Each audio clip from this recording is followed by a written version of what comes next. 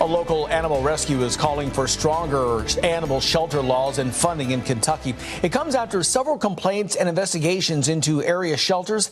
LEX 18's Annie Brown has your big story at 11. It's upsetting. It really is. As a rescue person, I mean, it's heartbreaking.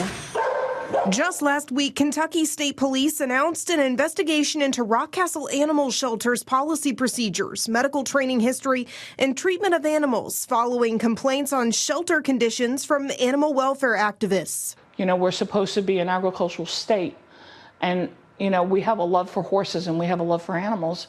Why can't we turn around and do better for them? Pause for the Cause Vice President and General Manager Anita Spreitzer says better statewide standards for animal shelters are needed, including better requirements for spaying and neutering animals to prevent shelter overpopulation. Some of these shelters have 4 to 5 young dogs living in one kennel that's made up to 2 dogs. And there are some young dogs that have been in the shelter for 6 months to a year. Spreitzer says overpopulation is a perfect storm right now, with some pet owners feeling the effects of rising costs. My buddy.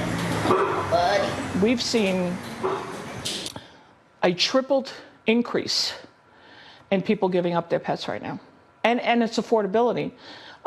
It's also affordability in vet care, low-cost vet care. So that's a part of what the community is struggling with. Spreitzer also says more standards for shelter cleaning protocols are needed to avoid outbreaks and cleanliness concerns. Puppies come in, they haven't been vaccinated, they get vaccinated, they break with parvo. Parvo's at an all-time high.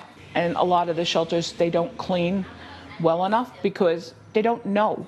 That has to be something that's taught. She says shelters have faced overcrowding since the pandemic, and while many shelters are trying their best, it can be hard to keep up with the demand.